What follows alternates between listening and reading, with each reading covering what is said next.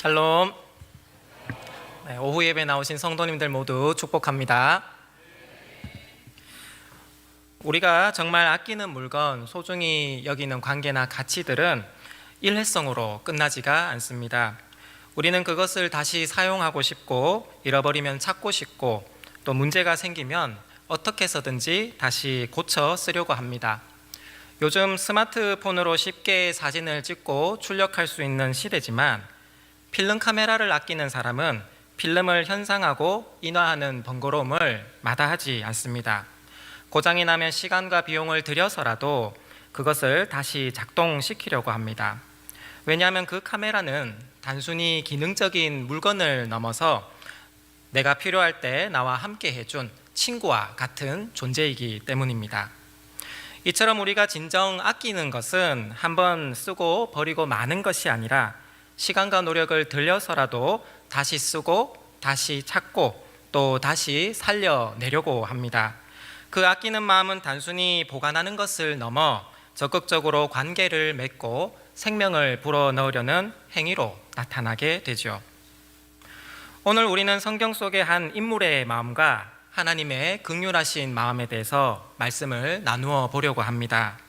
하루아침에 시들어버린 박농쿨 하나 때문에 죽기까지 구했던 요나의 마음, 그리고 그 마음의 정면으로 부딪히는 우리를 아끼시는 하나님의 긍휼하신 마음입니다. 요나서는 하나님과 인간 사이에 일어난 성서의 이야기입니다. 요나서가 기록될 당시 이스라엘은 아수르라는 제국의 지배 아래에 있었습니다. 하나님은 요나에게 니느웨로 가서 심판의 메시지를 전하라 하시는데, 니느웨는 이 아수르라는 제국의 수도였습니다. 성경에 따르면 니느웨는 굉장히 큰 성읍이었다고 합니다. 도시의 동쪽부터 서쪽까지 그 길이가 30km에 달했고, 성벽의 높이는 아파트 20층 정도 높이가 되는 아주 거대한 도시였습니다. 니느웨는 당시 세계에서 가장 크고 번성한 도시 중 하나였지만 그에 비해 나라의 평판은 그다지 좋지 못했습니다. 요나서 1장 2절을 보면 그 나라의 악독이 하늘에까지 상달했다고 나옵니다. 그들은 이스라엘 사람들을 포로로 잡아가 죽인 다음 가죽을 벗기고 성벽에 진열을 했습니다. 아수르는 이스라엘에게 있어 원수 같은 나라였습니다. 하나님은 그런 나라에 심판을 피하도록 요나에게 가서 메시지를 전하라고 하신 것입니다. 요나는 다른 것은 다 순종해도 그것만은 순종할 수가 없었습니다. 니느웨를 향한 요나의 마음은 증오와 분노로 가득 차 있었기 때문입니다. 같은 민족을 벌레 죽이듯 죽였던 이 니느웨를 요나는 결코 용서할 수가 없었고, 천벌을 받아 마땅한 가해자들에게 하나님께서 천벌을 내리지 않으시겠다고 하자 요나는 실망하고 또 절망했습니다. 이에 요나는 니느웨 정반대에 있는 다시스로 향합니다. 다시스는 스페인 남부에 위치했던 무역항으로 당시 이스라엘 사람들에게는 땅 끝으로 여겨지던 장소였습니다. 고대 이스라엘 사람들의 머릿속에는 하나님이 영토 안에 계신다는 개념이 있었습니다.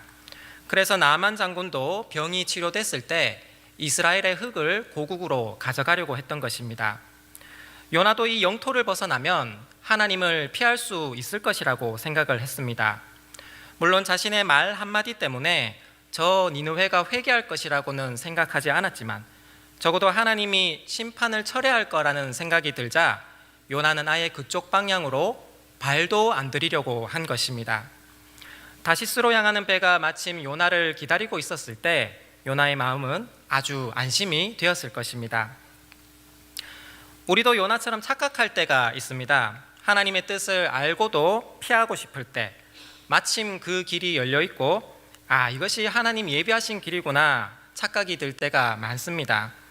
그러나 정말 그 길이 옳은 방향인지 판단하려면 무엇보다도 하나님의 말씀이 기준이 되어야 할 것입니다. 우리의 불순종에도 불구하고 상황이 순조롭게 흘러간다면 우리는 그것을 이상하게 여기고 조심스럽게 말씀으로 분별해야 합니다. 요나는 다시스로 향하면서도 하나님이 여전히 자신을 떠나지 않을 것을 영악하리만큼 잘 알고 있었습니다. 그래서 그는 폭풍이 불거나 말거나 배 밑층으로 내려가 잠을 청한 것입니다. 우리말에는 잠이라는 단어가 하나밖에 없지만 히브리 단어에는 잠을 가리키는 단어가 무려 3가지가 있다고 합니다. 여기서 요나가 든 잠은 라담이라는 히브리어 단어인데 이것은 죽은 것 같이 깊이 잠든 상태를 뜻합니다. 창세기에서 하나님이 갈빗대를 취하실 때 아담이 깊이 든 잠이 바로 이 라담에서 파생된 명사형이었습니다. 그런데 사람이 폭풍으로 흔들리는 배 속에서 과연 잠이 올까요? 게다가 요나는 하나님 명령에 지금 불순종했고 머릿속이 온통 니느웨로 가득 차 있을 것입니다. 이때 요나가 깊이 잠들 수 있었던 것은 하나님의 개입하심으로 보입니다. 깊은 잠은 곧 하나님께서 요나를 다시 부르시기 위한 깊은 간섭이셨습니다. 요나가 잠들었을 때 배는 부서질 정도로 큰 폭풍이 일어났습니다. 배에 탄 사람들 모두가 좌초될 위기에 처했고 순식간에 배 위는 아수라장이 됩니다. 선원들 모두가 난리가 났고 이 일이 대체 누구 때문에 일어났냐 그 원인을 찾다가 결국 배 밑에서 자고 있던 요나를 발견합니다. 선원들은 제비뽑기를 하여 요나를 바다에 던져버렸고 큰 폭풍과 파도는 이내 잠잠해졌습니다. 바다에 빠진 요나에게 하나님은 큰 물고기를 예비하시고 요나를 집어 삼켰습니다. 요나는 그 물고기 뱃속에서 밤낮 사흘을 보내게 됩니다. 물고기가 요나를 집어 삼킬 때 요나는 큰 충격과 함께 주변이 온통 깜깜해졌겠죠. 요나 하면 우리가 떠오르는 이미지가 바로 이 큰 물고기에 삼켜졌던 요나, 그리고 그 물고기에 의해 다시 물 밖으로 뱉어지는 요나입니다. 요나는 물고기 뱃속에 들어가서야 그제서야 기도하기 시작합니다. 그 기도는 요나가 니느웨로 가겠다고 결단한 것도 아니었고 이스라엘과 니느웨 모두를 위해서 중보기도한 것도 아니었습니다. 단지 그는 물고기 뱃속에서 하나님이 자신을 떠나지 않았음을 보았고 구원은 오직 여호와께 속하였다라고 마음속으로 읊조렸을 뿐입니다. 그러자 하나님께서는 요나를 다시 육지로 내보내십니다. 요나가 정신을 차리고 보니 사흘 전 자신이 하나님을 버리고 떠났던 바로 그 장소입니다. 며칠 전 꿈 같은 일들이 머릿속으로 떠오릅니다. 다시스로 향하는 배에 올랐었고 수많은 선원들을 보았습니다. 그들은 다 이방 신들을 믿고 살아가는 세상 사람들이었습니다. 하지만 그들이 믿는 신들로는 폭풍과 바다를 잠재울 수가 없었습니다. 요나가 물에 빠졌을 때 물고기까지 움직여서 그를 구한 것은 오직 천지 만물을 지으시고 우주를 경영하시는 여호와 하나님이셨습니다. 그것은 마치 모세의 손에서 나병이 돋았다 사라지고 모세의 지팡이가 뱀으로 변한 것 같이 초현실적인 경험이었습니다. 요나에게 다시스로 가는 배를 허락하신 것은 어쩌면 세상의 작은 축소판을 요나에게 미리 보여주시려는 것이었을지도 모릅니다. 하나님의 섭리가 요나의 생각과 지경보다 훨씬 더 크다는 생각을 보고 나서야 요나는 진정한 구원은 하나님께 속하였다라는 사실을 스스로 고백하게 됩니다. 요나는 이제 니느웨로 가 울며 겨자 먹기 심정으로 하나님의 말씀을 선포합니다. 40일이 지나면 니느웨가 무너지리라. 요나가 메시지를 선포하자 3장에서 니느웨가 회개하는데 이 장면이 아주 풍자적입니다. 며칠을 걸어가야 다 볼 수 있는 이 큰 성읍 니느웨를 요나는 끝까지 다 돌지도 않았고 심판의 메시지에 하나님에 대한 언급도 나와 있지가 않습니다. 그런데도 니느웨 사람들은 이런 요나의 불완전한 선포를 듣고 왕부터 백성들까지 모두 회개를 해버리는 어처구니 없는 역사가 일어납니다. 심지어 니느웨의 가축들까지도 금식하며 회개에 동참했다고 합니다. 기록을 살펴보면 요나가 심판의 메시지를 선포할 무렵에 니느웨에는 크고 작은 재앙들이 많이 일어났습니다. 큰 전염병으로 사람들이 많이 죽었고 BC 763년경에는 일식이 일어나 나라 전역이 어둠에 휩싸였다고 합니다. 요나가 심판의 메시지를 전할 무렵 니느웨에는 이미 국내외적으로 좋지 않은 정세들이 끊이질 않았고 말씀을 받아들일 추수할 밭이 되어 있었던 것입니다.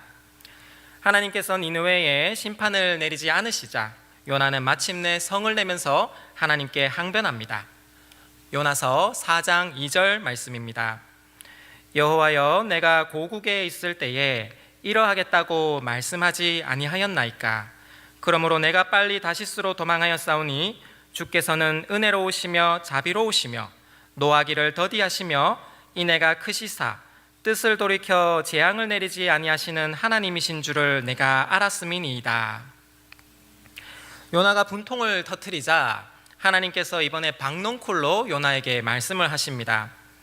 박농쿨로 번역된 키카요는 넓은 잎사귀를 가진 나무였습니다. 뜨거운 태양을 막아주는 이 박농쿨을 요나는 참으로 아꼈습니다. 그 식물이 주는 아늑함 때문이었습니다. 그러나 다음 날 하나님은 그 박농쿨마저도 요나에게서 거두어 가버리십니다. 벌레를 예비하시고 식물을 갉아먹게 하셔서 박농쿨은 곧 시들어 버립니다. 뜨거운 동풍이 요나의 머리를 내리쬐자 요나는 정신이 혼미하여 하나님께 외칩니다. 차라리 죽는 것이 사는 것보다 내게 낫겠나이다.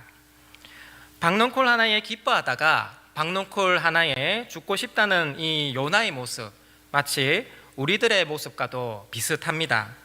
그때 하나님께서 요나에게 중요한 질문을 던지십니다. 네가 이 박농쿨로 말미암아 성내는 것이 어찌 옳으냐? 요나는 그래도 정신을 못 차리고 계속해서 당당히 대답을 합니다.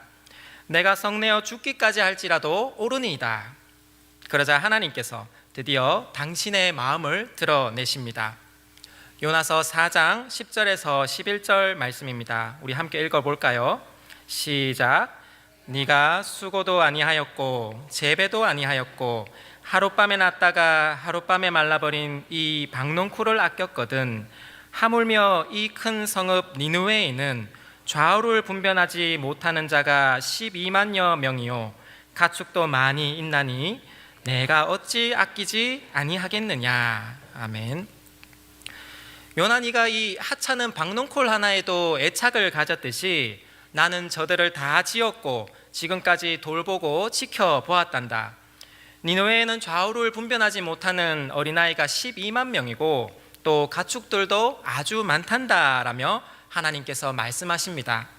그들은 멸망당할 존재가 아니라 구원받아야 할 대상임을 요나에게 알려주신 것입니다. 요나서는 이 마지막 말씀을 마무리로 막을 내리게 됩니다.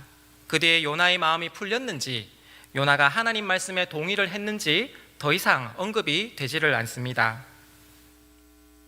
요나라는 이름은 원래 순결한 비둘기라는 뜻입니다.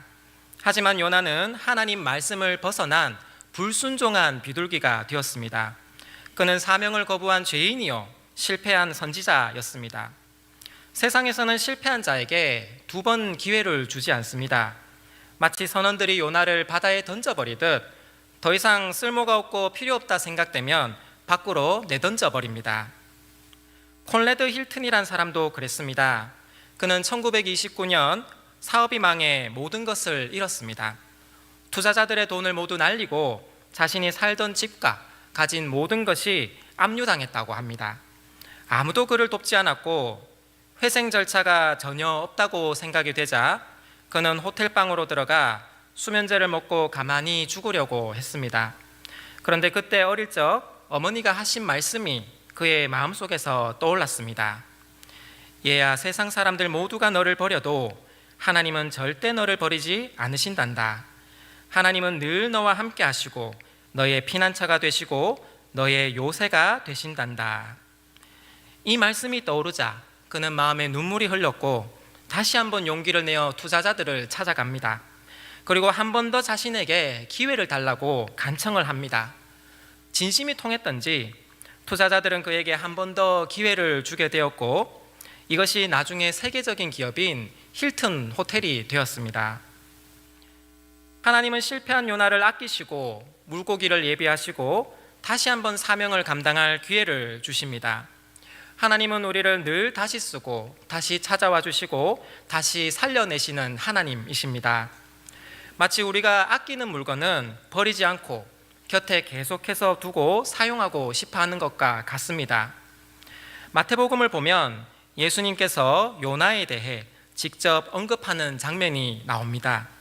마태복음 12장 40절 말씀입니다. 요나가 밤낮 사흘 동안 큰 물고기 뱃속에 있었던 것 같이 인자도 밤낮 사흘 동안 땅 속에 있으리라. 예수님은 요나가 물고기 뱃속에 있었던 그 사실을 자신의 죽음의 부활과 예표로 삼으셨습니다. 우리를 아끼시는 하나님의 긍휼이 예수님의 죽음과 부활로 완성되었음을 보여주는 중요한 단서입니다. 예수님이 우리 죄를 대신해 십자가를 지신 이유는 하나님께서 우리와의 만남을 일회성으로 창조하지 않으셨기 때문입니다. 니느웨의 가축들까지 아끼시는 하나님께서 만약 우리와의 만남을 일회성으로 창조하셨다면 그토록 돌보시고 아끼실 필요가 없습니다. 또 예수 그리스도께서 물질 세계로 넘어와 피조물을 향해 약속을 지킬 필요도 없습니다. 그러면 십자가도 없고 죽은 자의 부활도 더 이상 없을 것입니다. 하지만 하나님은 언제나 우리를 아끼시고 다시 찾으시고 사용해 주십니다. 아무리 악한 니느웨도 회개하기를 바라시며 불순종한 요나에게도 다시 한번 사명을 불어 넣어 주십니다. 요나는 단지 원수들이 용서받는 꼴을 보지 못했지만 하나님은 그런 원수들을 위해 아들 예수님까지 십자가에 내어주셨습니다.